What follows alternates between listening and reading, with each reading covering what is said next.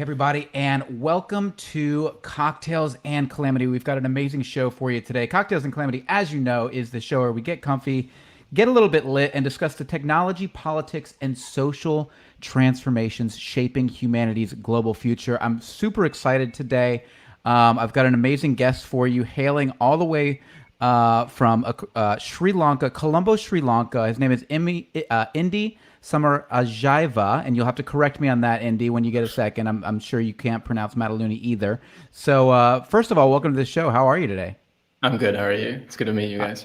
Yeah, it's great to meet you too. And so, part of the reason that I wanted to bring you on today is, first of all, I discovered you. I discovered your writing recently, and one of the things that really jumped out at me is you seem to have this really interesting look at the United States coming from Sri Lanka. I know you grew up in the States and then moved to Sri Lanka. I'd love to hear a little bit more about, what brought you, where you grew up, what brought you to Sri Lanka, and yeah, we'd love to hear like kind of that story. So I grew up all over. My parents were, so you're normal Sri Lankan, like we don't actually have access to the world. Like a Sri Lankan passport gets you access to maybe 25 or 23% of the world Okay. compared to like a US or Canadian passport, which gets you access to 95%. And so it's like a normal Sri Lankan is sort of born in a pit, which people outside the pit don't think about. But I got out because my parents, through education. So you can get out through money, you can get out through education. So my parents were university, well, they were studying for a PhD when they had me, and then they were university professors and academics. So based on that, we kind of were able to move around the world, which I think is something that's one more thing that Americans sort of take for granted. But for like most of the third world, for the colonized world, we still live in a world of sort of passport apartheid, where we're not allowed to move around or even sort of like talk to you or sort of have these conversations. You're allowed to come visit us, and like we can open coconuts for you and rub your feet and stuff. But if we try to come there, we get, drowned or put in concentration camps. But again, I was able to get a ladder out of the pit because my parents had education, So you were which is, born in Sri Lanka, I was and actually born in then Canada. So I was oh born in you Canada while oh my wow, parents were PhD students. So okay. I'm a dual citizen. I have a Canadian passport as well. Oh wow, that's fascinating. Okay, so you were born in Canada. Your parents were scholars and research academics and researchers. What did they study? My mom studied chemistry, and my dad studied communications and economics, like telecom. So Okay. after they finished their PhD, then they went back to Sri Lanka. But Sri Lanka was getting into some shit around then, and it wasn't fantastic. So my dad got a job at Ohio State University. So I grew up in Columbus, Ohio. Oh, you grew up in the River Valley. Okay. Yeah, yeah, yeah. We actually lived right on the banks of the Scioto River. Oh, no kidding. Oh, that's fascinating. So, tell me a little bit about what got you started. Like, what do you do now? What's your day job? And then what got you started really taking a look at how you could influence. I mean, it's really interesting because one of the things that I notice about your writing is that I get the sense that you're really trying to influence Westerners. Like you're trying to help people get out of their own way maybe and look beyond their own backyards. Like is that accurate, or am I fabricating that? No, absolutely. I'm Okay. also angry. But What are you angry about? What upsets you so much? so a lot of it, yeah, I guess I'm talking to Westerners, but the thing is, I am also like Westernized, right? Right. So Right. my wife and I are going through the same process where we're like learning stuff and we're like, shit, like our minds were colonized. Like, Mm. like my wife always talks about how when she grew up, she always had white dolls. She saw white characters on TV. She saw white people. And she wanted to like be white. And then me also, I realized a lot of my ideas and the things I thought, like I never thought about the fact that say like I could move around the world and my cousins couldn't. I just never thought about that. I never Right. thought about that being a problem until I had children, really. So Right. part of it is I am also talking to myself because I'm from a class which I think in South America you call the comprador class, right? We're the Okay. ones that would like help the English colonized places. We'd be like, oh yeah, we'll do your Ah, paperwork and like beat up the other people for you. Like, Right. and that class is still there. Like we Now, still now like was that work in the because they I. were was that because they were the more educated class where they saw the colonizers coming in and they said, you know what, because we know that you've got money and resources, we're going to almost almost, I wouldn't say enslaved, but, really push our own people down in order to gain resources. Is that what you're saying? Well, the way colonization worked was essentially divide and conquer. So they'd Right. come here, there'd be like 5 groups of nobles, and like one group would be like, hey, I can play the Portuguese off the other dudes. And then we're like, oh shit, now the Portuguese are stuck here. And then someone else would be like, oh, I can play the Dutch off these guys. And I'm like, oh shit, the Dutch are here. So we were just constantly playing like people off each other, which is how it works. Which is why I think also racism kind of works pretty good, because like white people always had that where like, oh no, we're white and you're brown. So they could always stick together on that level. Whereas we were always trying to like play some fucking game, and then we end up getting like super colonized. Right. And so you said you're angry. Tell me a little bit about more like what your goals are. What are you hoping to achieve with your writing? So I grew up in America, right? So I grew up, there's a Paul Simon song, like pledging allegiance to the wall, right? Like I grew up like that. I grew up loving Thomas Jefferson because he was a great writer. I remember going to the Jefferson Memorial and being like quite moved by that. And then as an adult, when you find out, hey, this guy, enslaved people and like raped like a teenage girl, that's like that makes me angry. Right. And it was all that sort of story, like a lot of the story isn't true, and it's hurting people. So then you look at all the wars which have continued since, for my entire adult life, America's been at war. I mean, it's always been at war, but it's been at like very serious war my entire adult life. Right. And that's just become sort of like furniture. Like the idea that you can just like drone people, or that you're causing a famine in Yemen, and that's just like, oh, okay, sorry, we have to do that because like we have some political alliances. Like these things are like hurting people. Right. And now you can see the chickens have sort of come home to roost, in that like these cruel, these sort of ignorant policies are killing Americans now. Like you have COVID-19, which is just from the neglect of science or the neglect of basic reason, and now over 300,000 people are dead in America. You have your militaries come home to your borders, and now they've fallen in from your borders and they're attacking you in your cities in Portland and Chicago. Yeah. So you can see it happening. I just think I grew up with this idea that Americans were the good guys, and I don't think they are. And I think someone has to say that. I mean, someone has to say the empire doesn't have clothes. Right. Well, and you bring up a really important point, and this is something that I've struggled with a lot when it comes to taking. Because I remember I mean even maybe 2-3 years ago, I'm thinking oh, you look at your past, you look at the slavers of the past, you look at our architects of our Constitution, you look at the people who founded this country and the greatness of America, and you just kind of excuse the past. And you say, well, that was a different time, or well, that's not something we can control now. We just have to move forward. But now America's really having this reckoning with itself and trying to understand its own soul. And now we have the uber politicization of these parties, of the new Trumpism that's overtaken the American party, and the new left, which sometimes is more concerned with personal offenses and affronts rather than systemic issues that need to be solved. What's your take on that from Sri Lanka? So American politics is crazy, right? Because like your left party would be like well on our right. So your left party would be on the right of almost any other place, right? Like other places aren't debating like, hey, should we like have healthcare or like a society? Like even like we definitely have like racism and like right wing shit everywhere, but it's not like the same sort of right wing. And I think Umair Haq writes about this. I don't know if I'm pronouncing his name right, but the idea that like just the basic ideas of having like social goods, people are kind of like understand that. Where I don't know what happened in America. I've read some other writers who say that what happened is Americans, they want those social goods for themselves, but they don't want to share them. Right. So the idea of like sharing it with like it's this original sin, the fact that people enslaved other people and they still don't, so they just don't want to like share stuff with Black people. I saw that where I grew up in Ohio. Like the town I grew up in, like Black people couldn't live there until the 80s. I mean, they would like let Asians in apparently, but like it's almost like spiteful. There's some like just level of like spitefulness, which Sri Lanka had similar stuff as well. We also disenfranchised a bunch of like Indian Tamils, but it's, you guys have resources, but you don't want to share. And that's a very hard problem So to crack. you bring up this interesting point about in the United States the left. So in Sri Lanka, our left party seems more like what you would consider some like a middle right party in Sri Yeah. Lanka.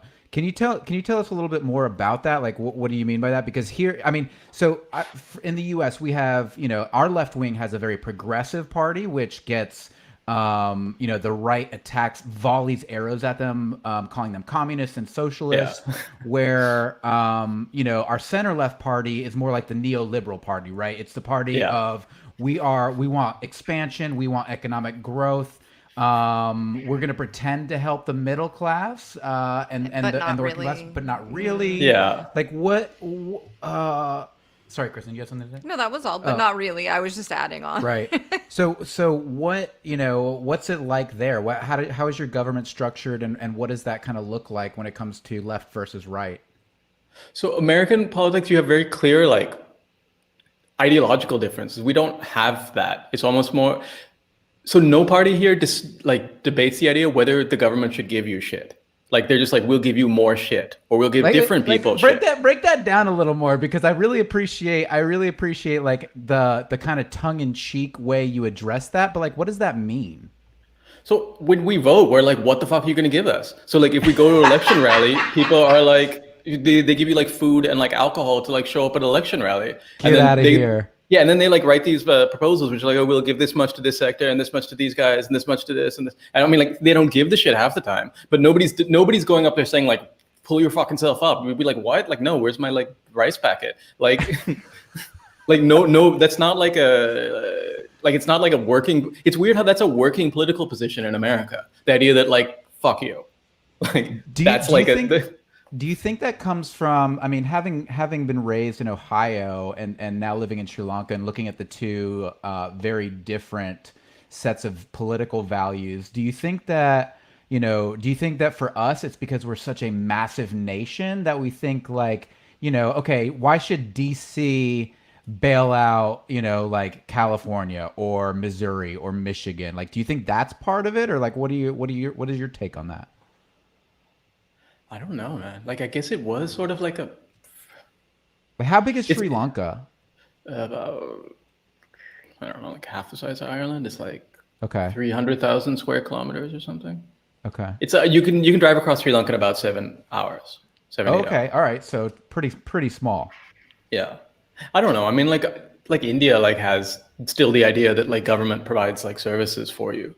America's weird, man. I don't fucking know. Like America's super weird. It's like it just started in some weird place. Like so I think the founding myth I grew up with was like, dudes, freedom, like awesome. And then it's only like essentially this year that I figured out that only 6% of people could vote at founding. So America was essentially founded by rich white men who didn't want to pay taxes. Like that was the core problem. The core problem wasn't like freedom. The core problem was like, this fucker in England is taxing us. Yeah. And you can see like, so it's not like the Republican Party is crazy. Like they're actually they're originalists in that sense. They're like, fuck black people, like fuck women, like we don't want to pay taxes. Like that's a pretty core founding principle of America. Except they've always been delusional. Like they always tried to make it sound like everyone was equal. They were always pretending. And that's the story that I grew up with. Like, so the Republican story, that's the story of America, is the idea that like anybody can do this, anybody can have this, just like work harder and like give it some time. And I think that story worked. I think it's like a bicycle. Like that story worked as long as it was moving forward. So like you're like when I grew up, it was like the civil rights movement was in the past, everything was getting better, like everything was ahead of us. Then you get Obama and you're like, oh, okay, cool. But I think Obama sort of woke people up to I think Trump was the first white president in that sense, because white president was default before that. He's the first person that ran as a white president. And then people were like, wait, no. And then when the bicycle like falls over and turns around, then you're like, oh shit, like everything sucks. Well, and I think that's where we are, right? So we're seeing all of these social upheavals here in America. And I remember, thinking back to the 1980s, like America was, fueled by cocaine and Wall Street. Like we were on, the game was fucking on, and we were riding that bike, and that bike was flaming down the road. And then you step back, and now you look at the year 2020, and we have the most massive gap in income equality that we've ever had throughout history, and probably the biggest besides Russia in the entire world. The wealth gap is bigger. So, now that the bike is wobbling, now you see all this social unrest, and it's getting very bizarre. Let me. I've got a comment here. Brian says, "I wish I could hear and call in, but here's my thought. People that say this statement have no idea what it's like to live in a third world country. We should take all these people and make them live in a third world country for 1 month." You wrote a really interesting piece. But we also remember that third world country is not something we should say. Well, okay. I think third world country. I guess you can say it, right? Because I'm trying to like reclaim it. It's like Right. Right. Okay. Right, and there's something to be said for that. I think we're doing ourselves a disservice by like being like, these are words we can't say now, instead of like really digging into the core concepts and the ideas behind them and trying to understand and grapple with the truth behind the terms. So I think it is important, and I appreciate the fact that you are trying to take it back.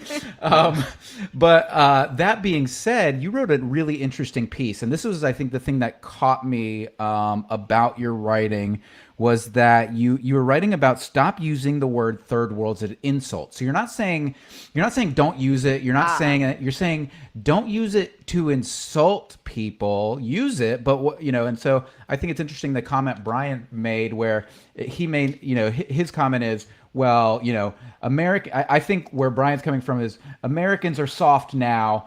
Put them in a third world country so they can toughen up. Like, I think that's where he's coming from. I could be wrong, Brian. You can correct me, but I don't know if that's where you're coming from specifically, Indi. You tell me. So third world is like a huge range of places, right? It includes Sri Lanka and like Ghana and like Paraguay, which are like super different places. So it's essentially, the term came out from where the people that didn't try to nuke the world like last century. That's basically it. We just weren't involved in that stupid fucking war. Right, so it's not like places like without indoor plumbing. Like, that's not really what it means. Like, we've had indoor plumbing for like 2,000 years. Like, so, and it's not necessarily, and it is places that were colonized. So yeah, we did go through some shit here. But the thing I think Americans maybe don't understand is they think they're this older civilization, which they're definitely not. And they think they're an older democracy, which they're also not. Because we had universal franchise in 1931. I think there were 51 or 54 countries that had it before America. Much of the third world, like Ghana, just had an election. Like, they have much of the, and it's like doesn't go on for fucking 2 years and like never end with like a coup and shit. Like other people are like, it's not, people are like, oh, we're having like a third world election. Like, no, you're not. Like, a third world election like makes much more sense. Right. Like, like, you're having whatever your election is, which is fucking endless. And like, like, it's, I guess there's just this, so this guy, CLR James, has a quote. He says, myth making contains a virulent poison for the myth maker. They think that they're always the teacher, and he's talking about Africans, that Africans are always the taught. And the result there is that you don't learn anything, because yeah, you definitely have like more stuff. Like, you can get more stuff on Amazon. But I would actually rather be poor here, where like neighbors still kind of feed each other, like stuff still grows on the trees. You can still like go to the doctor and like get healthcare, like basic healthcare. Like, I would honestly rather be poor here, because I see how people live in America, and it's really sad. Like, I was talking to someone on Twitter, and I found out she was essentially homeless. She was living away from her kids, but she had Twitter. And then my wife was like, what kind of like society is that like people are like homeless, but they have Twitter? Yeah, like, it's just vastly different. And especially when you talk about our healthcare, like, we have a good friend who, for the most part of the last 2 years, like, traveling, but mostly in Thailand. Prior to that, she was really, really struggling with her health. And we see pictures of her now, and she looks amazing. So you do the math. Yeah. Yeah. No, I think like lifestyles are different also. I think just like, you can see with climate change, right? Like, whatever path you're on doesn't lead any place fantastic. I read a lot of like Chinese philosophers and like and Buddhist stuff, and there's this concept of like enough in those philosophies. Whereas I think the concept of enough hasn't entered like Western thought. Like, why, like, to like live like just a comfortable life in America, you need to make like $300,000-$400,000 just like not worry. And like where I live, I make like $25,000 a year, and I don't worry. Like, I go to the grocery store, I can like buy shit I want. I don't worry about like my kids like school or like sickness or whatever. So like, what are you making because all the money you're making is correlated with carbon emissions, with climate change. So you're mortgaging your children's stuff. So you're struggling. Like some of these things might be better if you like shared or cared about each other. Like this individual, everybody get everything for themselves. Like it doesn't work. Right. Yeah, I mean, I really appreciate the way that you're talking about this, because I don't think it's something that Americans often are able to do because we get so boxed in by our political ideologies. Like it's very difficult for us to have the conversation you and I are having without people like getting ready to like rip their shirts off and tear each other's fucking throats out. You know what I mean? So like this idea that, okay, let's stand back and have an honest conversation about what wealth is and what it means to live in a first world country, when, you know, the point that you bring up was really interesting, is that, you know, this person's homeless, but they're like on Twitter, right? And it's like this weird, we've created this weird bipolar class system here in the United States, where it's like either you're uber wealthy or you know, you're poor. And so like I think America is one of the few countries where like, you know, our poor people are like overweight. Do you know what I mean? Like it's like, because, you know, we have all this fast food, and it's like, to what extent is this need to drive ourselves financially forward? And I'm guilty of this. Like I'm a capitalist. I own my own business. I invest in the stock market. Like I'm trying to build wealth so I can retire at a young age and do whatever the hell I want. But in America, I have to, like, I don't see any other way. Now I'm also, you know, I'm also a progressive, so I want to kick in my fair share in order to make sure that nobody falls behind. But there's this idea in the West that we are, you know, if you're subsiding on the government, then that's killing the human spirit. It's killing your ability to grow and innovate and thrive. What do you say to that? So I think the arguments so in Sri Lanka, the name is Democratic Socialist Republic. Like socialist is not a bad word in any part of the world. The idea behind the idea behind basic socialism is that it's an economic one. Like, let's say you're running a business in America. If I was running a business, I'd be like, why the fuck am I providing healthcare? Like, it's cheaper. Yeah. Some things are just much cheaper to do on a shared basis. It's an economic thing. The American healthcare system costs more per person to like provide less. Right. Stupid dog is eating the Christmas tree. So some things are cheaper to, like, nobody's like with roads, right? Nobody's like, hey, we should build our own roads. And yet roads are kind of like, they actually allocate money to private people, to cars. Like you allocate money to the private sector in a weird way. Even fossil fuel subsidies, you're allocating money to the private sector. But people don't, and people understand that, but they don't understand that, hey, allocating money to like human beings so they're not struggling every day, that might lead. So one thing I talk about is the right to not work, because I'm also like a capitalist. Like we have like investments and they just like spit out interest all the time. So I have the right to not work. And that leads me to be able to sit and like do like podcasts and shit that don't make money, or like you know, like that leads to like innovation. Like I've started a business here, and why did I start a business? Because my parents gave me money. So there's this idea that innovation comes from like, oh, I need to get my next meal, and it fucking doesn't. When you're worrying about like when innovation comes from like being comfortable enough, like take a risk. And so we have this, the more people that we allow to take risks, the better society we'll have. And quite frankly, the more people that sit home and like do nothing and smoke pot, that's also good, because they don't like produce carbon emissions. That's that's a really interesting point, and I appreciate you bringing that up too, because I think that there's this idea that, you know, if you're not struggling for your next meal, like you didn't pull yourself up from your bootstraps, and like there's no way for you to innovate because you're not terrified. It's a weird mythology as Americans that we have, that you have to like be afraid of losing the next thing in order to want to do anything. It's very difficult to admit that you've been bamboozled for generations. No, it's crazy, like waking up into this. Man. Right. You know?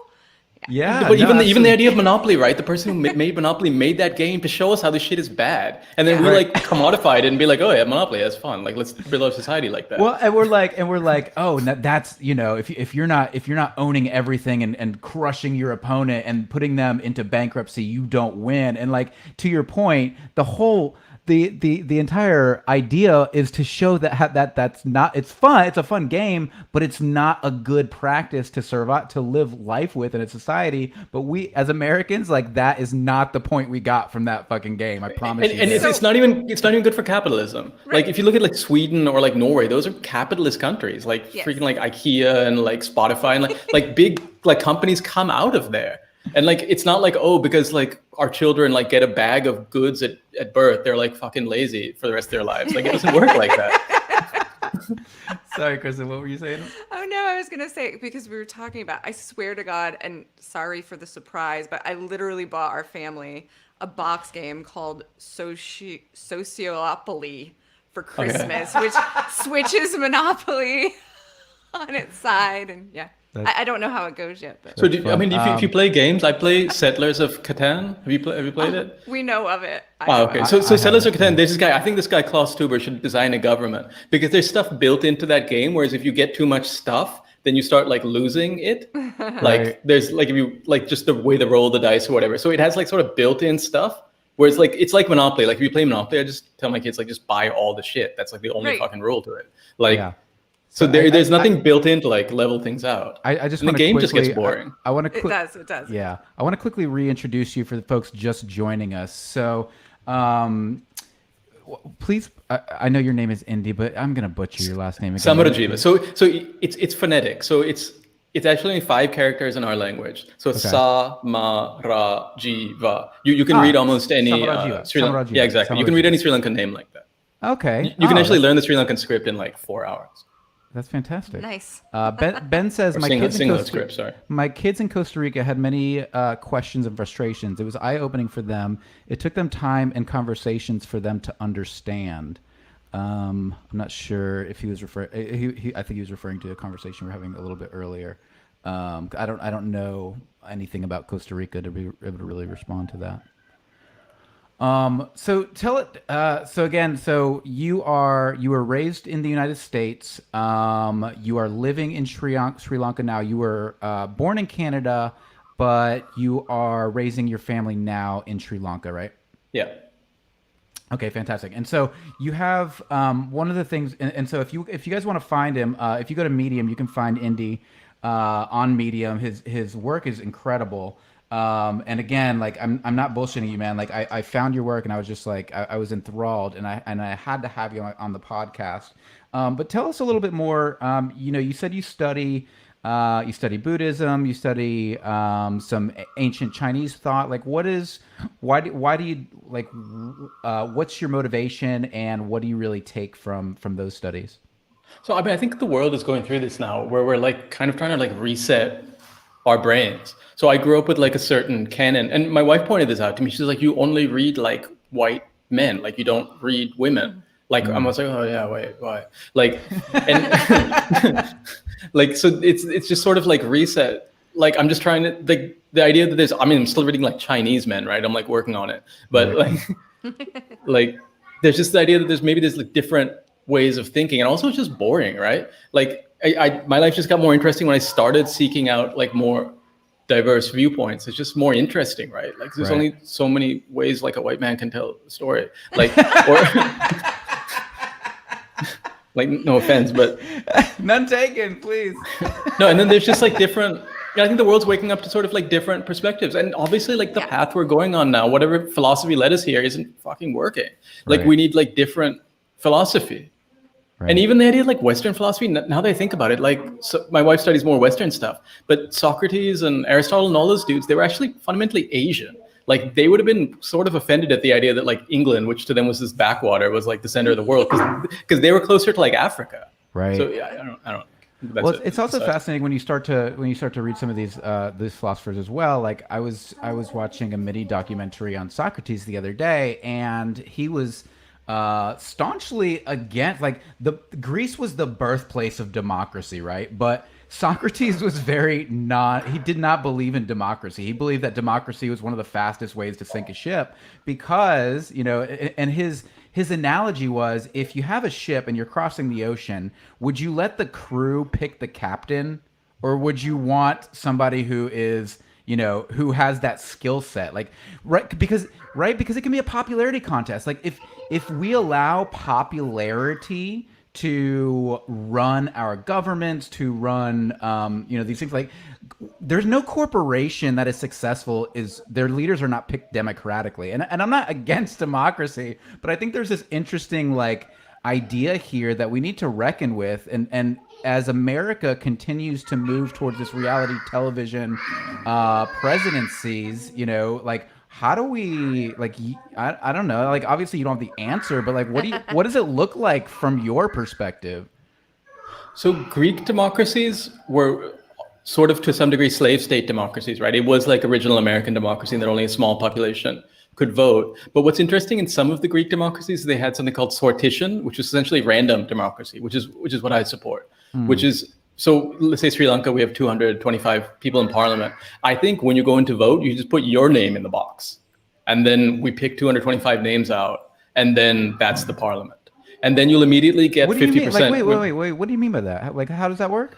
So it's like jury duty. So Okay. I think a parliament should be like jury duty. So then you would immediately get 50% women. You would immediately get the racial representation. Right. Because what we're getting in parliaments here is we're getting essentially the feudal system back. So a lot of the people we get are the children of politicians or the relatives of politicians. What you're getting in America is like an oligarchy. Like your representatives are very wealthy. So if you look at AOC, the controversy about her, like, shoes and rent and shit, that's because, like, other senators and representatives don't have that problem because they have, like, multiple houses. They're incredibly wealthy. That lady Loeffler is, like, married to the stock market person, like, they're using it for fucking insider trading now as well. So you're ending up with this weird oligarchy based on the nature of, like, voting and how much it costs and so on. And so my argument for sortition, or what I call random access democracy, is just like, how could it be worse? Like, how could it be any fucking worse? And it would also encourage you to educate your population well.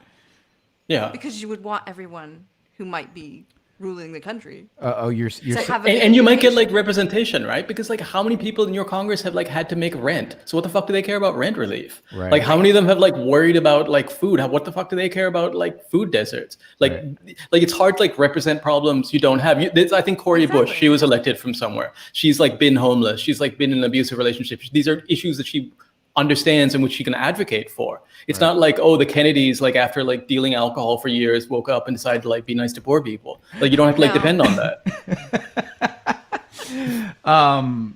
You brought up an interesting point, and I want you to define the type of democracy you're talking about again, just so I can fully register it. Because here in the United States, we are supposed to be a representative democracy. We're supposed to be a constitutional democracy that has that is a republic built on representational democracy. But you make a very valid point that we don't have representational democracy. What we have is a corporate oligarchy. We have people who are an elite class of an elite political class that are really raised and born and bred for politics, and so there is very little representation. What did you call? What were you a proponent of? The Greeks called it sortition. So that's actually how they ran, like, a lot of city states. It would only be essentially from the male slave owning class. Right. So only those people. But they actually had developed some technology around it. But you would just go in and put your name in, and a lot of the committees and stuff were operated by that. And then from those groups, they would appoint certain people, but those were transgender. It's how you ran city states back then. Right. So that's the idea. So Greek democracy wasn't like, people didn't, like, go around, like, campaigning in togas generally. Like, there was just a very small class that ruled, and then they would sort of, like, divide power among themselves.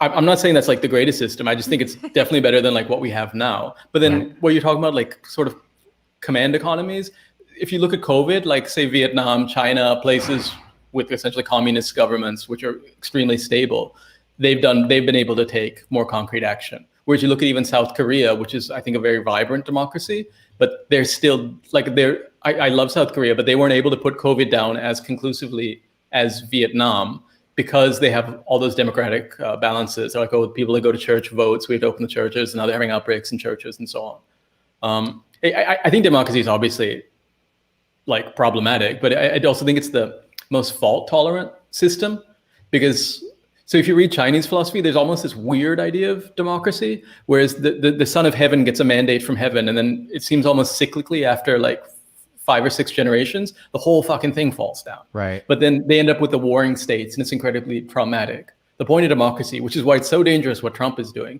is that it just contains that cycle of violence in like a regular sort of just cycle of general shit. Right. Ben says sortition is a caste system, correct? CASTE, like Yes. That's what he's asking. That's his question. it was, but it doesn't have to be. Like you could do universal sortition, but yeah, they definitely had a caste system. Like it was Right. So in ancient Greece, there was a caste system, but it's not required for sortition to work. You could sortition itself is not a caste system, but it definitely gets superimposed on a caste system. But even in America, you have a caste system, right? Like this whole idea of like illegal immigrant. There's like over 10 million people who are like doing the same fucking shit your ancestors did, like just showing up and like farming, like. So that's a caste system. You have a group of people who are outside of legal rights. I think there's over like 6 million people who are disenfranchised by the prison state. And like, that's a caste system. You're saying like those people don't have, that's more people than were peak enslaved. And you're saying those people like can't be in your club. Like there's lots of stuff like that. Right. And I think there's so much, again, I think that, having this conversation with you, for me is very helpful because I certainly get caught into patterns of thought that don't allow me to kind of see from the outside in, that would allow me to make a good case for progressivism or democratic socialism and these things because as I said, I'm a business owner, I'm a capitalist. I do believe that the capitalist system, like we're talking about democracy, right? And I think democracy and capitalism are two systems. One is an economic system, one is a political system, but I think they have the most room for error without the entire system collapsing, right? So I think capitalism is incredibly important because it's an engine of growth and innovation. But I think this idea of neoliberal free market capitalism where you have absolutely no regulations it's a horror show, right? Yeah. The potential for destruction is awful. And it's not good for capitalism. It's not good for capitalism either. Yeah. Say that again. No, these systems aren't good for capitalism either. Like Henry Ford, anti-Semitic, whatever, but like one of his core innovations was, hey, maybe if I pay my workers enough, this is somewhat a myth, but if I pay my workers enough to like fucking afford a car, like then they'll have a bigger market for cars. Like America sort of hollowed out its market. There's this book called Violent Borders where he talks about this, but like the growth of America was sort of the middle class. Like if you have people that can buy stuff and do things and make businesses, that's where it comes from. If you give someone a millionaire, like another $1 million, they don't fucking do anything with it. No, they don't. Whereas if you give someone who has $1, like $20, they'll go and spend it or find a way to like make a fucking like some income out of it. Right. Like that's where here the UNICEF or whatever talks about the greatest investment you can make is in a child. If you invest $1 in a baby, that has like $20 worth of like output. But we're like, oh no, wait, what if we put it in like $1 billion? What if we give it to a billionaire? They're like, make some job. Puts most of their monies into their CEOs, but still, the idea is correct.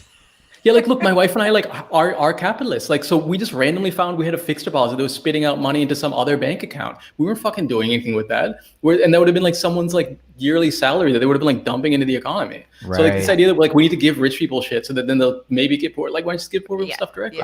This idea, the idea of trickle down economics is literally the most insane, inept idea that was ever sold to the populace. It was like, let's figure out how to make the working class, like the Republican, I gotta give it to the Republicans though here in the United States. I mean, their ability to turn people against themselves is, I don't know if there's another society in human history that has done such a good job of brainwashing the working class into betting against themselves. I mean, it's fucking incredible. And they've like brainwashed the Democrats also. Like to me, Obama is like a Republican president. Like Obamacare is a Republican idea. It's true. Like the Democrats don't have ideas. They're just like, oh wait, no, we'll fuck you gently. Like that. No, truly. Yeah, truly. It is quite bizarre and frustrating because the point that you bring up about our capitalist system. You have these laissez-faire economists and I have good friends who are libertarians who like we go back and forth all the time, and like I get their idea. Like I understand the unseen hand of the market. I realize that capitalism allows things to flow. Like nobody knows what a business needs better than the business owner. Nobody knows what what somebody or what a specific sector of society knows better than that sector of society. So I am a capitalist for that reason, but I think this idea, we pretend that there's no rules in capitalism. We pretend like it's, to restrict pollution and to slow down income inequality is somehow against capitalism, when in fact, we've always sought to make capitalism better by putting our arms around it and figuring out ways to make it work better while not fucking the masses. And this idea that you can't have both is absurd to me. Yeah, capitalism is it's rules. So I understand the idea that because in Sri Lanka we experimented with sort of a controlled sort of state economy in the 70s and 80s. And my parents and my grandparents still remember that. Like my wife's grandfather won't eat manioc, which I don't know what you call it, but he just won't eat it because during ration times they didn't have enough rice. So a complete state command economy doesn't work. Right. So yes, absolutely, capitalism is a good engine for stuff, but you also need seats in a car. You need brakes. There's other things you have to build around it. Right. America, you have this fucking hot rod with no seats for anybody, and it's on fire. So you need to there's this, you need capitalism. You can see this with COVID, right? There's this idea health and economy, they're different things. They're fucking not. The countries that have balanced health also have economy. An economy is just the measure of the output of human beings. That's all it is. Though in US, your stock market's gone fucking crazy. It's completely bifurcated from human existence. Yeah. And I think that's very dangerous because then you're ending up in a son of heaven territory where the whole thing just has to fall down. Yeah, fall in on itself. Yeah, I mean, without the middle class, and you brought this point up when you were talking about Henry Ford earlier, as as bizarre as that motherfucker's politics were, he understand two things very well. One, the fucking assembly line, and two, that you needed to make sure that your employees could buy your shit. Right? Yeah. Those are the two most important things. It was rest too. He created the weekend, remember? Did he? He was the one that started letting his employees off on Saturdays. No, and then people campaigned. People died for the weekend. We forget that. We're weekends. People campaigned and worked and labor. There was a big labor rights movement, and then it just stopped. And we're okay, these are all the rights we're ever gonna get. And this is all we need. It happened in Sri Lanka as well. We have a lot more labor rights, but they also stopped at a certain point. Right. But then at the same time, we have organizations like OSHA that's completely messed up. I mean, we have friends who are whale trainers at SeaWorld, and what they went through with the dissection of how they do their job. And they're nobody else does our job. Why do you want to regulate it? Right. Well, and in what way? And that's the interest. And I think this is okay. So you bring up a great point, Chris. And I think this is where people lose all faith in government, is because the government's role in getting its hands around the free market to a point where it keeps people safe and it keeps it from going off the guardrails. Oftentimes, they don't find the experts in those areas. So, going back to what you were saying earlier, we have all of these top-down, rich ass motherfuckers in Washington, but we don't hire people who, for OSHA, for example. Her example is at SeaWorld, where they brought in all of these OSHA people. And OSHA, if you don't know, it's the organization that protects workers' safety. Yeah, workers' right. safety. And so, the person who is teaching them, the whale trainer, the orca trainer, the person that gets in the water with these massive creatures every single day, was saying that last week she came to SeaWorld and watched them do a show, and she had no idea killer whales were dangerous. And you're going, Jesus fuck criminy, what? Is this the right person to be regulating this industry? And I think that, I think this is where people go, the government can't do anything, they're inept. What do you say to that? How do you get, how do you overcome that argument? I mean, I used to believe that also, right? I used to think government should stay out of stuff because the private sector is more efficient. But then I've worked in the private sector, and it's not efficient. The private sector just looks efficient because 90% of businesses are failing at some point, right? So you simply just can't have that failure rate in a government. And if you look at stuff like COVID, you're like, oh shit, we need a government for like certain functions. Maybe it might be useful for other functions as well. I think people's like business is good for like these things are good together. I would say that regulating killer whale treatment beyond like maybe not having killer whales or in cages, but I think that's maybe on the lower end of the stuff you should be regulating. Like you should maybe be regulating other things first, like, you know, healthcare, basic education, like basic like safety, basic health, and so on. So I think like when people there's this American idea they're going to come in like regulate like my cupcake shop, and it's like, yeah, okay, man, but like what about your fucking healthcare? Right. No, I think that's a really good point. And like, you know, this, you know, again, I think that if the government just did a better job, like COVID, for example, right? Like the idea of having experts, you know, bringing experts into the government and guiding you through these things. And I think one of the biggest things that we're struggling with here in the United States is just pure ignorance. Like people are so hyper partisan and so uneducated that we just listen to the first voice that speaks directly to us, and all of our reactions are purely emotional, and nobody's taking the time to really think deeply. And you know, like the fact that most people will say, will argue with a scientist who changes their mind and say that scientist is no good because they changed their mind, has no understanding of the scientific method. Like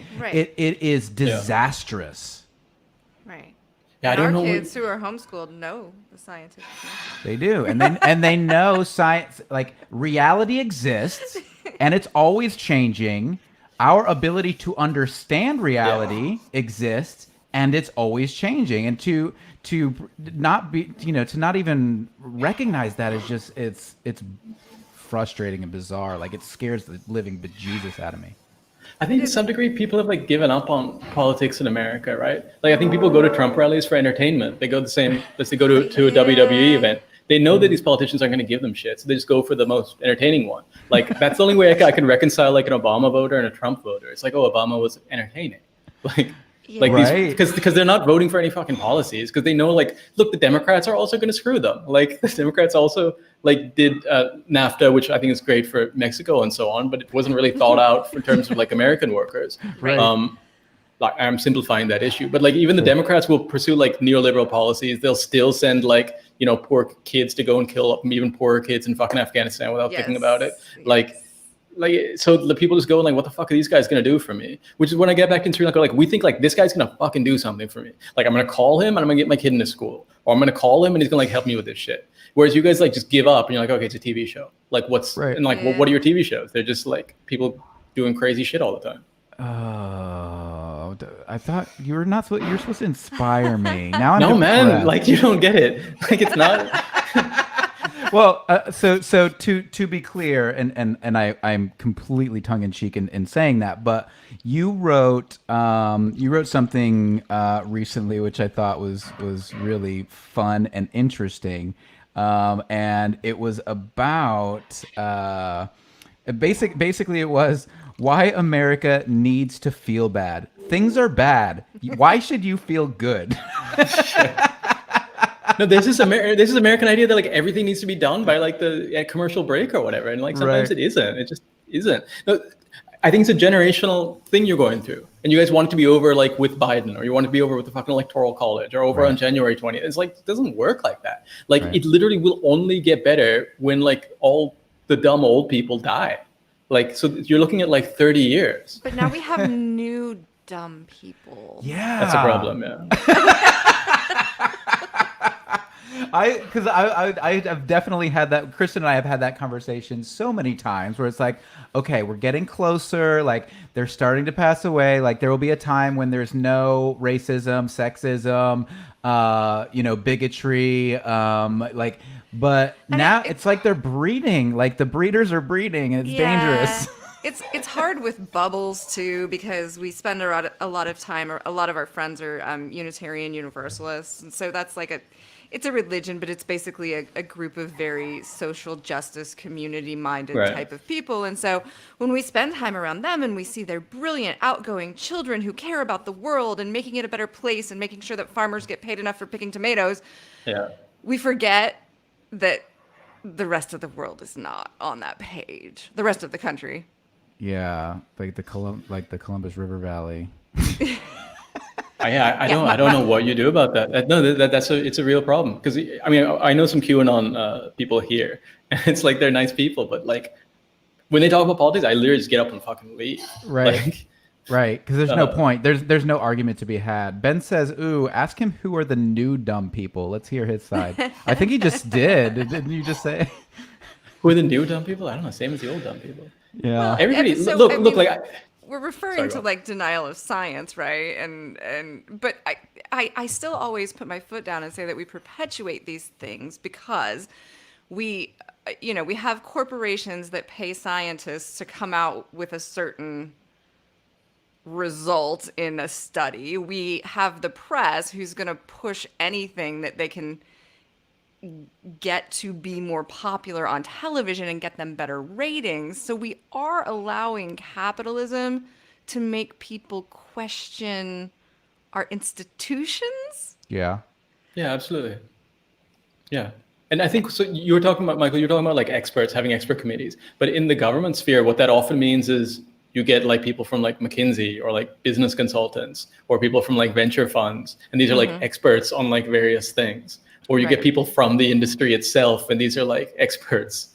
So then people do start to doubt Right. whether like you have like a real, Right. And then you don't know what's real and what isn't, right? So you have all of these people. You have a movie like Plandemic come out, right? And so you have all these people who are being sold this and I don't want to just straight call it false or fake, but what I want to say is it's a dramatization of a few ideas that have correlations that aren't necessarily causation. And so when you have a society that doesn't understand A, the difference between correlation and causation, and B, who has the attention span of a gnat, and who can be emotionally manipulated with some sad fucking music, like what the And stock video. Apparently it opens with Yeah. a bunch of stock video. Stock video companies are doing great right now, though. But I think they want the same thing we do. Like I also believe in like conspiracy theories. I think there's like fossil fuel conspiracies to like get money out of the government, like fucking in the world. Like I think that there's like border conspiracies to keep people like us down, and you know, like these are conspiracies, I guess. Like we also want meaning, and we also believe things which are quite out of the mainstream. Like I have beliefs which are quite out of the mainstream, and so did they. So I think they want. I understand that search for meaning and to like connect dots, because I feel like I'm connecting dots all the time, right? And I feel like mine are the right ones. I think. Right. Well, but like- everybody does, right? Everybody feels like that, right? But the question then becomes, how much work are you willing to do to, follow through on your beliefs? Like if I have a certain belief, how much work am I willing to do in order to hack away at what is not correct about that belief, or ultimately change my belief? And I don't think, I think we're so dumbed down and lazy that we don't do the work necessary. Like I'll be honest, like I pick up a new book and I'm like, oh my God, oh no, like this is amazing. And like, I'm like, this is, and I'm like trying to think of all the different ways where this fits my reality, instead of, okay, what are all the ways that this challenges my reality, or how can I use this new information to challenge something about my beliefs? And I'm, I try to do that, but I certainly don't do it all the time, and I don't think a lot of people do it at all.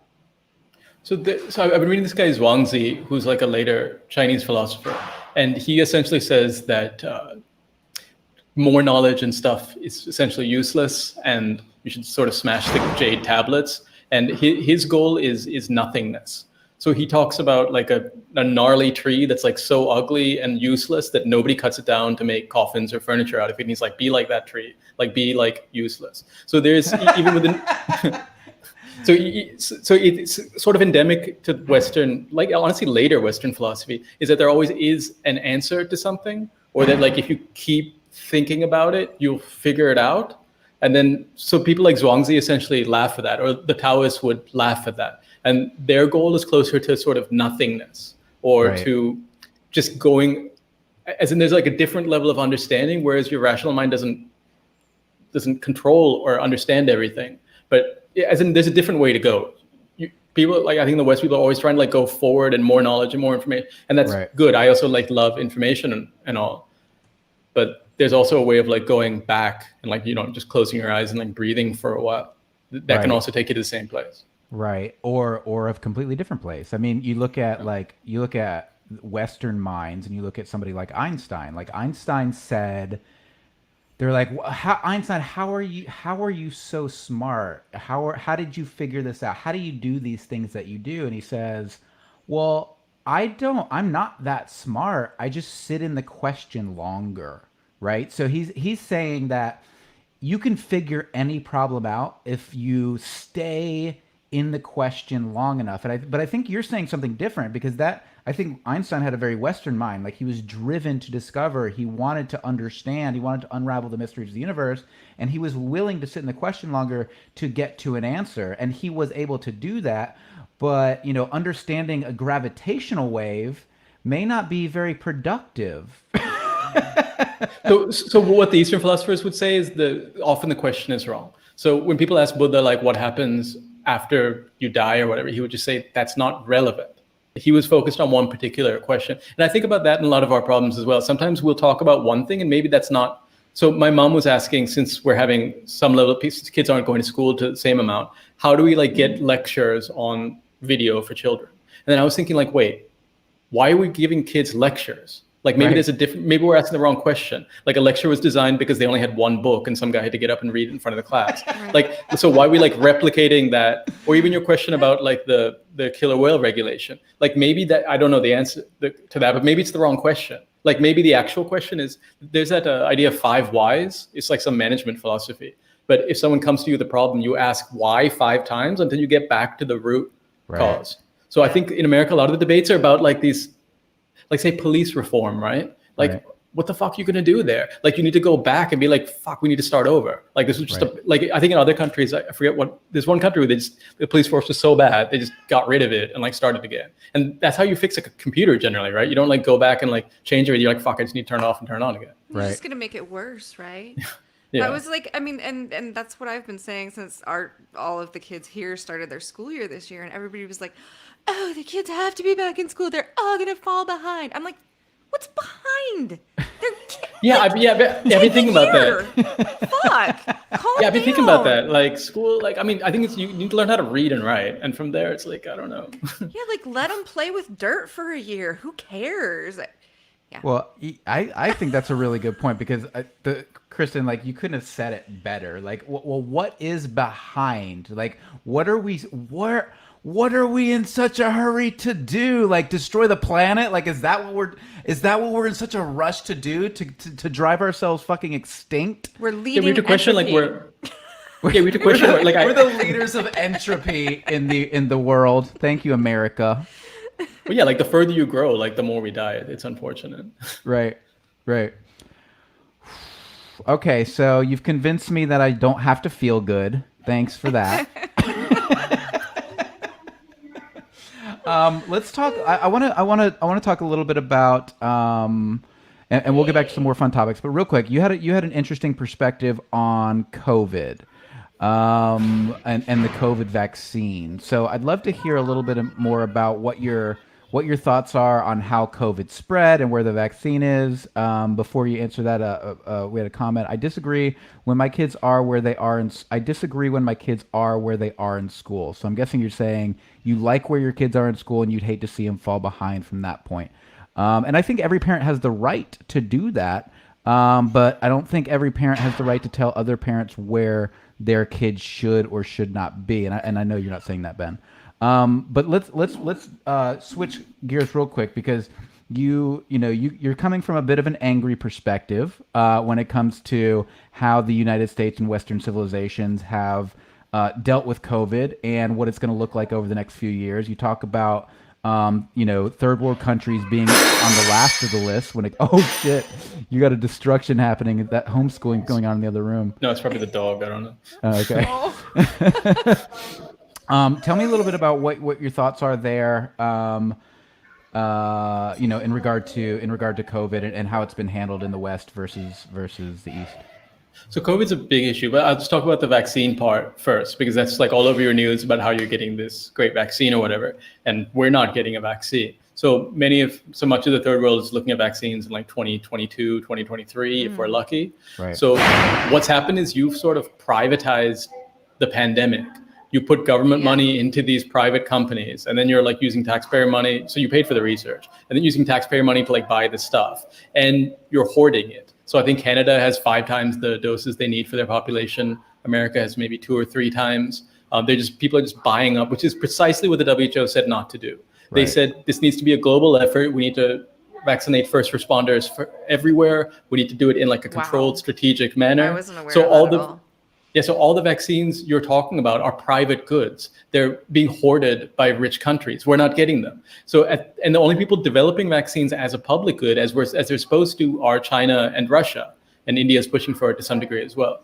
But then your Western media covers it like, oh, what's their motives? Like, what are they doing? Like, are they trying to like control the world this way? And it's like, what the fuck are your motives? Like, why are you hoarding the thing and like not helping anyone at all? And there's something still ongoing in the WTO where I think over 100 countries are pushing to make COVID treatments and vaccines IP free, to make them patent free. And the rich countries of the world are bearing this. So the US, EU, UK, Canada, Japan, Australia, like all these fuckers are saying like, oh no, we need to like protect our drug companies. They're not representing you as people either, because this isn't in your interest. It's a global pandemic. Like the medical way to fight it is to fight it globally, but it's being done for profit. So you have these like dope vaccines, like good for you. I have a better chance of getting like a Rolex on my wrist than a Pfizer shot, Like, wow. It's never coming here. And it's never coming here because of private profiteering. And it's on your dime. Like they're milking you. Yeah. Yeah, no, that's sickening. Well, we've always known that all they're about is profit, but it's just weird how much your governments represent them and like not you. Like no, it's true. It's absolutely true. But with the COVID response, like, and I think it's just been like the only time America really mobilized is when the stock market went down. You know, like it seems like the Western countries are protecting their stock markets and not their people. And so right now, people are talking about another bailout. You're not getting another fucking bailout. You're not getting shit unless you tank the stock market. That's the only thing they respond to. If the stock market is up, nothing will happen. I try to step back and be like, okay, like it's important for me to not look at it's important for me to understand the interplay of all these things going on at the same time. I don't want to jump to conclusions and say that that's pure causation, but you make a really fucking good point. And our stock market crashed once. We bailed. We passed the CARES Act. We bailed out the businesses. The money flowed into the stock market, and the stock market came back, and it's blowing up. As long as that's happening, why would there be another American bailout? That's terrifying, dude. Like that's the only metric they look at, man. That's the only metric they look at. Because what the fuck do they know about someone who's struggling to make rent? Like all their friends are just talking about the stock market. Like you're represented by like rich people. Right. Yeah. And like the only time they'll get a phone call that they care about is like, oh, my fucking 401, like my shares went down. Like that's it. Nobody's gonna call them to be like, oh, like my kid is hungry. Like they don't give a fuck. Right. We have the friend here and there, Alicia and Stacy, who call them every fucking day. Yeah, tell that's them good. that they're doing a terrible job. Yeah, but they don't listen. They don't care. They don't care. It's all about what keeps the stock market moving. And this idea, like the other day, Trump came out after he lost the election. He comes out and says the stock market hit 30,000 points. It's a beautiful number. We've never seen that number before. It's a beautiful number, and just walked away. Like he walked on, said that, and walked off. And it was like, oh shit. Like I don't think people here in the United States, like either you love Trump or you hate Trump. If he walked out and said that and you love Trump, then you're going, nobody respects him. He did this amazing thing. He got us the stock market at 30,000 points, and then people who hate him are like, this fucking asshole, blah blah blah blah blah. But nobody steps back and tears away at the deeper issue here, which is the only thing any of these fuckers care about is the stock market. And I think you need to look at maybe the roots of the stock market as well. So the first IPO was, I think, the Dutch East India Company, which came here and colonized us and had like human beings and stolen land and shit on their books. So you guys are kind of colonizing yourselves now, and it doesn't work out well. So colonization works by extracting resources from people, from land, from whatever, for the benefit of like a small class, which then sort of pays off the king or queen. So people think colonization was like the king or queen came here. It wasn't really like that. It was sort of like a mafia thing where like, some capos or whatever would come here, do whatever the fuck they want. As long as they gave their kickback to the king or queen, that was fine. So that's what's happening in your country. Like you're having this elite that's like looting whatever the fuck they want. And as long as they give their kickback to the dudes in power, then it's cool. But you're getting colonized. Yeah, and I mean, what Michael and I have talked about 1,000 times is like this is our country who somehow still believe that they should vote for Republicans because somehow they're going to be that rich one day. Those policies protect them at some point. We're like, how delusional can you possibly But that's the idea. But that's why you don't have class solidarity, right? Because nobody's going to vote for like poor people because they're like, oh, I'm not going to be poor for long. I'm just like visiting. Like, which I understand. Like people vote like aspirationally almost. Like they vote their dreams, not their like reality. Right. Yeah. And I don't think there's anything wrong with wanting to move up your station in life. Like the reality is like you want to grow, you want to, there is a case for wealth accumulation. There is a case to, work your way up through the ranks and build some skills and then maybe open your own business someday and expand and not have the government, reaching down your throat and taking everything you earn. But at the same time, I think what you've sort of pointed out here is that we are colonizing ourselves in a way in that, the wealth gap continue. There was a study that came out just within the past 2 weeks, I think, and the U.S.'s income inequality was second in only to Russia. And you talk about, Russia is like oil oligarchs and then like everyone else, right? So if we're second to that, what does that really mean? And I think America's so vast and, we're so consumed by our media outlets that nobody has a good view of what's really going down on the ground everywhere. Gone downhill so fast. Has it, or has it just been revealed by COVID? Wasn't it like when Roosevelt was in office? Weren't the wealthy Teddy or Frankie? I think so Franklin. The Gilded Age. I think the last time you had inequality like this was the Gilded Age. So essentially before your stock market crash in the Great Depression. It's a bit scary how much the US is repeating the last century. Like your stock market makes no fucking sense right now. You have like companies that should be bankrupt, but they just keep getting like bailouts and they're still like people invest based on that. Yeah. But what do you think? So after, we had massive income inequality, then we hit the Great Depression. And then Franklin Delano Roosevelt steps in and he creates the Great Society, which is very much about social reform, is about economic justice.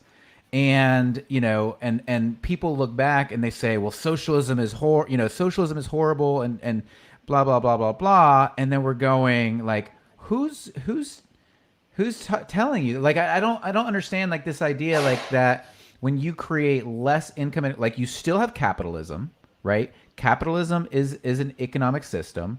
You have social reforms. Like look at the Scandinavian countries, right? Like people point to them and they go, "They're socialist. You don't want to be socialist." And I'm going, like, how uneducated are you? Like these are capitalist. Which part bothers you? All the vacation time or the paid childcare? And then people like work hard and they make like money there. I don't get it. Like they drive Teslas a lot. Well, yeah. The idea is like it's like. They're driven by capitalism, but they have social programs. In fact, Norway has, they have natural resources in their country, oil, and they put a value-added tax on that oil, a VAT, and that money that they tax on it goes back to the social programs. And so I don't know if you followed much leading up to the presidential election, but Andrew Yang, I'm like straight up Yang gang. And one of the things that he talked about was the universal basic income.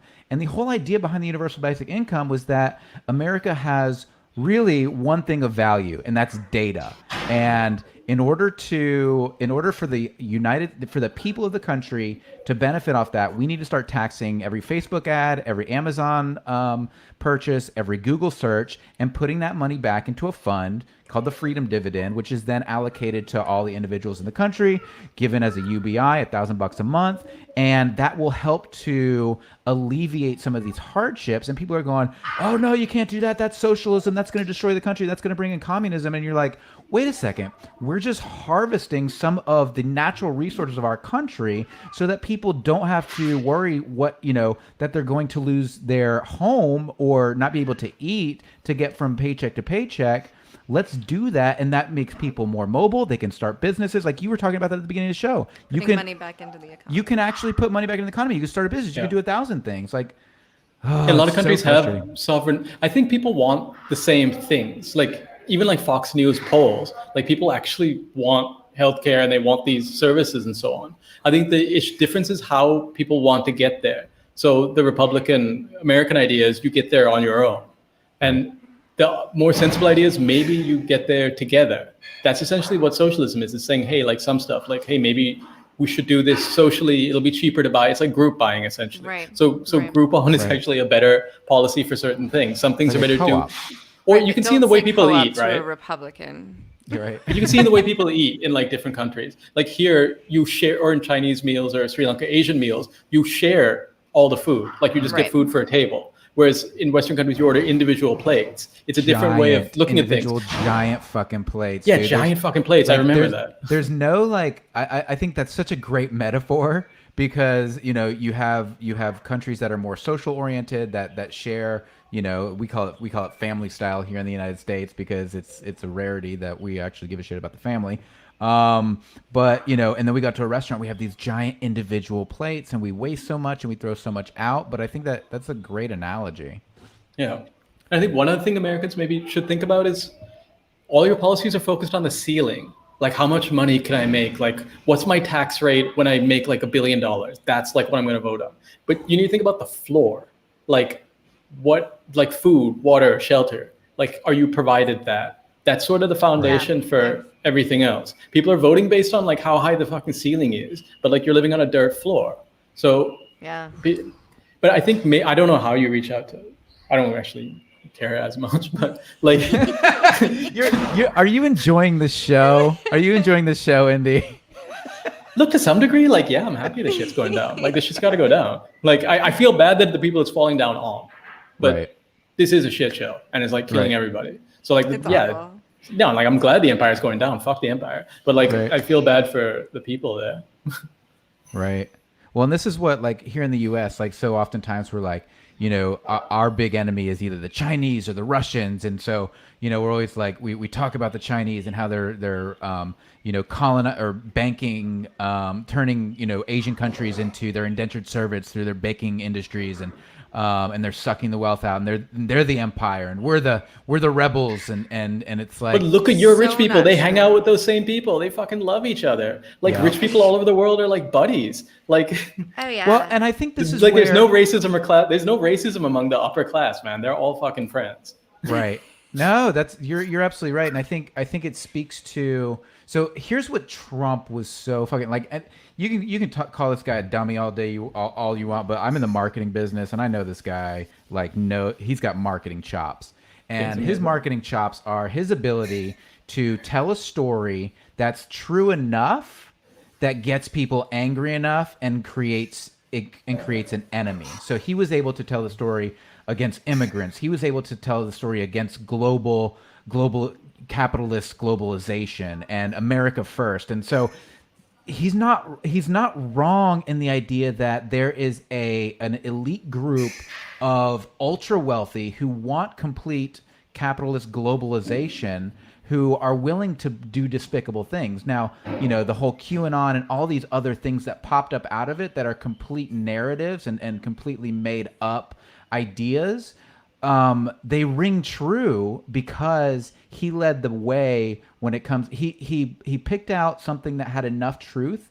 that he was able to then, turn people into, just they think they can get, they can really understand. They think they really understand what's going on when they just have like a morsel of the truth, I think. Yeah, it's truthiness. Like I think Colbert called it that. Yep. So like the Q, like that's sort of rewarmed elders of Zion stuff. It's this idea that like rich people are fucking you, which is true, but the specifics of it are all crazy, Right. and the targets are all wrong. Yeah. Right. Which is sad because it's like, well, if we could actually understand what the actual mechanisms are. And I think one of the things is I think people they believe in overarching narratives. Like we are so hook, line, and sinker when it comes to the Western formulaic movie, right? So it's like you have your protagonist, you have your antagonist, you have your hero's journey, you have, and it goes up, and then it all comes back around, and there's one evil mastermind, and then you bring that evil mastermind down, and that's just not how the world works. Like there are so many interconnected parts, there are so many competitions, there are so many collusions, there are so many different things happening at the same time that you can't that like there's no real narrative that's going to work out in your movie brain. It's never going to align with what you think it should be. So instead, what do? You just make it up. Yeah. I think about that movie brain a lot because we tell our kids fairy tales and stuff, and we've been sort of like looking at those. So the story, say take Cinderella. The story is always like someone's in a bad situation, then they get out of it. It's never like they change the situation. So so many of our stories are like that. It's just like one person gets out. It's never like, so I think Cinderella should fucking guillotine the prince. Like why, what about all the other like scullion maids and stuff? Like what, they're never, and even like say Snow White or whatever, there's always this idea that there's someone who's from an upper class, they get tossed into a lower class where they don't belong, they get out. But it's never the class system that's the problem. The Lion King sits outside of that. Does it? No, the Lion King's horrible. The Lion King's, it's very racist towards hyenas. Like Scar's main innovation was saying hyenas could also be part of the community. And then Simba came back and he was like the Trump of that shit. And he said, no, hyenas are bad. Hyenas need to fucking go. No, I'm a hyena rights supporter. No, the Lion King's still about like... Hyenas are freaking remarkable. We saw one recently up against the glass, obviously. They are enormous. Like people think of them as scavengers, but they're actually quite aggressive and can do a great deal of damage. Yeah, they're quite powerful. And then they were done dirty by the Lion King. But Scar was actually a liberation. Well, you know why? Because in reality, hyenas steal about 2/10 of every lion's kill, or not every lion's kill, but 2/10 of the kills. Hyenas are bad for lions. Hyenas are bad for lions because hyenas are like immigrants, right? They're like the social class that takes from the upper class, and so there's this Disney-esque idea that we need to, hyenas are bad because they're bad for the ruling class. Even though Disney's very problematic. Yeah, even though the ruling class could not consume that whole carcass before it went bad. Anyway. But Disney's very, like, even the Marvel movies are fundamentally like genocidal. Like there's always some enemy and you need to fucking kill them all. Like there's never like any, like all the alien forces, nobody fucking talks to them or asks like what kind of like music they have or food or whatever, just kill them. Like But didn't you find that didn't you find the idea of Thanos and that whole narrative to be interesting? I found it to be interesting in this idea like that this one person believed that the resources were being consumed to the point of no return, and so in order to fix it, he had to sacrifice. Like he had to do the most Western Christian thing, and he had to be the bad guy and like solve the problem for the people because they were unable or unwilling to solve it for themselves. I actually wrote something about Thanos, and I think he had some validity, but he just had the math wrong. So you don't need to remove 50% of population. You just need to remove like 1%. So Oxfam has some report that 1% of the population is responsible for more than 50% of the emissions. So if you snap your fingers and got rid of like Murdoch and like McConnell and like the billionaires, then yeah, there's this almost like Western, modern sort of People who are eco-colonial stealing idea. all the beans. Yeah, there's this idea that overpopulation is the thing with climate change, and it's not that. It's greed. So yeah, if Thanos snapped his fingers and got rid of the 1%, that would have the same impact as getting rid of like 50% is a bit of a blunt measure. I do think Thanos could have used some better advice on that. Right. But we're talking to children, and so we had to make it easy. We had to make the math. No, but easy. yeah, but look, no, Disney could have talked about that. It's not that more complicated than like fucking alien dude and collecting rings and shit. Like Disney doesn't talk about that. Disney like is the class system. Like that's what they launder. Like that's your mythology. Yeah, Brother Bear is my favorite Disney movie, and I don't know if you know it, I but haven't seen that. I should. It tries to put you in the perspective of the creature that you don't understand. So it was probably a better done. But I guarantee you, like, if we sat down and watched that movie with Indy, he could find he'll a find shit ton of holes in it. I'm not that cynical. No, but kid stuff, like, it's also just not an interesting story. Like, to take COVID, right? How great a story is it? Like, oh, we worked together and we had a bunch of scientists and it was complicated. And then, like, it's very few movies are, like, we were watching the Mr. Rogers movie. And everything they have to make about, like, one person having a conflict with their father or whatever. And I understand that because that's how stories are told. But it does sort of ill prepare us for a world which is complex and a lot of interacting things. Yeah, I think you're right. I think the fairy tales, and your point, by the way, your point about why moving through the class system, being in a class that you don't belong in, and jutting to the top, and like not fixing the system that's broken, I think is just like I hadn't even begun to consider that. So that's a brilliant point. And then no, and watch it. It's always someone from the upper class falling down. That's the only injustice in that world. It's weird. Right. Oh, that is fucking weird. Even Simba, right? The only injustice there was Simba should have been upper class, and he like hang out with fucking Timon and Pumbaa, and that was like, bad. And this is, I mean, we're talking from the age of 2, 3, 4 years old. We're brainwashing our kids. Yeah, implanting. We're implanting these ideas, and like, I don't know, like, I love to go to Disney World. I love Epcot. I love all these things. I have so much fun, doing these things. And Disney movies, like, they remind me of like a simpler time. And, but at the same time, the principles behind those sorts of things, like, you don't consider the unconscious frameworks that they build and if they actually have effects on behavior. And I think it's and they definitely do, but they change as we evolve, right? It was like after we were married at some point, Mike told me that The Little Mermaid was his favorite Disney movie, and I was like, oh, dude. Dude, the original Little Mermaid is scary as shit. Like, dude, it was my Hans favorite.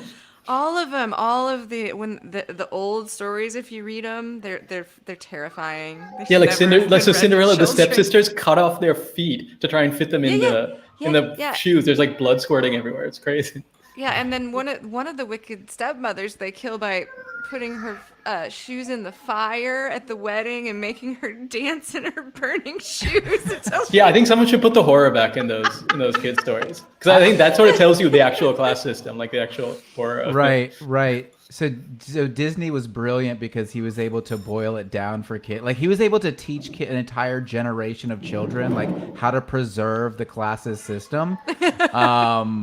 Just under the cover of these simplified, horrifying, Grimm's fairy tales. I think it's just. I think someone's gonna remake them as horror. What better thing as a capitalist to like use stories that could no longer be under copyright law and just fucking and then make them copyright, jack them and turn them into your own fucking. Oh my god. But so I think it's actually really older than. But it's even older than those stories. So my favorite Disney movie is actually this documentary called Monkey Kingdom, which is about a troop of monkeys. And we were watching that, and the monkeys at the top took all the good fruit and then dropped the shit to the ones at the bottom. And then the children of the monkeys at the top would like fuck with the elders at the bottom, and the elders were like forced to do childcare, and like cleaning up and like just being literally shat on by these like the top monkeys. And I was watching that, I was like, oh, why are the monkeys so mean? And I was like, wait a minute, like that's exactly how we are. Right. Like we're so yeah, it's much older, right? I think this goes back to back when we were like rats and voles, right? Like we would have had these social hierarchies. Well, I mean, we're closely related to chimps, and they occasionally tear each other to pieces for amusement. They're vegetarians. And they have Right. strong social hierarchies. Like they have strong, but there's different ways you can, if you look at chimp populations, there's different ways you can structure it. Like bonobos have much less like sexual abuse and so on. Or Right. they have much more sexual abuse, but they have much less like patriarchy. No. It is all consensual. Bonobos are fucking. They're happy because don't know, they're man. all having sex all the time. They're God pretty damn nasty. it. But what I love I about like bonobos is like, gibbons.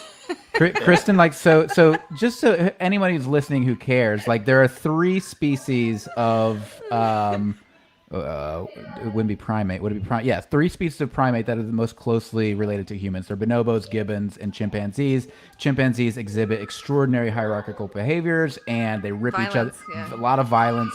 Bonobos, they solve social problems with sex All the time. all the time, and gibbons are actually monogamous. So it's they interesting. have nice little family structure. They have nice little family units. So it is quite interesting how there is a dimension of each of those species that often can be found in the human primate.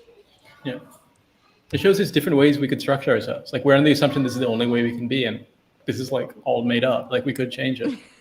I think that's right. I think that's the whole. I think that's, if this conversation is going anywhere, I think that's where it's going. It's going to this idea that we do have a choice, right? So we as human beings have created all kinds of different societies throughout the world. We have the the primate and DNA knowledge of how to do that in our collective past, and there's no way that we can't figure this thing out. I mean, I definitely think it's going to get worse before it gets better, but I don't see any reason why it can't get better. But I think we are at a moment of enlightenment, like a awakening, I guess. Like you see all these different perspectives, all these ideas coming out that will bear fruit in like 20, 30 years when you have different voices, different perspectives. There's a lot of like me personally, I felt in my own brain, whereas I'm questioning like a lot of things. So that questioning will lead to answers at some point. I think so. We had a podcast in here the other night where we were actually, so we've got a lot of friends who work at Disney and who are Disney lovers because we live in Orlando, Florida, and we have and so a huge amount of the Disney cast has just been chopped. Like 25, I think the most recent round of layoffs was like 25,000 people or something like that. No, that's terrible. And so we were doing a fundraiser for Disney cast members. And one of the But like Disney's making like really good profits. I don't get it. Yeah, no, they're doing fine. Dude, my Disney stock is doing just fine. And that's the thing. Like, it's, oh, hi. You little ones behind you. We're saying hi to your little one. But yeah, like I have no idea where I was going with that. I had a point. So you were raising money for Disney workers. Yeah. So we were raising money for Disney workers, and no, I have no. We had what were we talking about before that? He just likes children. He was very distracted. Ours have gotten very old and ugly. I love kiddos. I'm like a little kid at heart, and I love the cute kids. And This is a good age. They've like stopped shitting themselves. It's fantastic. Yeah. Oh, dude, it's so funny that you mentioned that because like Kristen and I, like that was the best age when they can make their own breakfast. So they wipe their own butts. Ours aren't wiping their own butts yet. That's not yet. That's coming. It's coming, and once they do, and now it's really cool because like ours are teenagers, so like we have these really like interesting conversations, and they have their own personalities and ideas and belief systems, and it's like wow, like I don't know, it's really freaking cool when they get to the point where they're their own human. And we're lucky because like we had kids early, so now we're starting to get like they're pretty self-sufficient, and a lot of our friends have like little tiny ones right now, so we can visit. Well, not with COVID, but under other circumstances, we can visit and play with them and then just go home. Yeah, no wiping butts or any of that bullshit. And there's an age where the kids can make drinks for you. I've noticed that. That seems That's amazing. correct. That is accurate. I wouldn't trust one of my children to make a drink. They Like, could like fetch really a do. drink. I said 3 fingers. Indy, do me a favor. Tell everybody who's listening where they can find you. How they can learn more about you and see more of your work. You can type in indi.ca as a URL, and that'll take you to the Medium page. And then Fantastic. I started like a podcast, which like mainly my wife makes fun of. But but you can also get that over through the it. same link. Yeah, my wife got over my podcast. I think I told you this when we first started chatting. Like when I first launched my first podcast, like I was out in the garage, like hiding and just like hunched over this like $10 microphone, and yeah. So it's like she made fun of mine too. So it's cool. Yeah. Oh, and then on Twitter, I'm Indica also. You can just Sorry, where was the podcast? it's at anchor.fm/indication. Okay, and then Twitter. Indica. Indica. Yeah. Fantastic. Indi, what a pleasure. I hope you'll consider doing the podcast again. I know you had to get up at 5:30 this morning. No, that's fine. They usually join wake us. me up at like 6 anyway, so that's fine. All right, cool. Well, I hope we can do this again sometime. You've been just Yeah, it's a really pleasure nice to meet you talk guys. Yeah, really nice to meet you as well, and I hope we can do some more great work together. Yeah. Awesome. Thanks, brother. care. Have a great Good day, luck. and we'll see you soon. Yeah, I hope you feel bad. Have Thanks. fun. Bye-bye. Later. Later. Yeah. How'd it go? Good. You don't know what was going on in the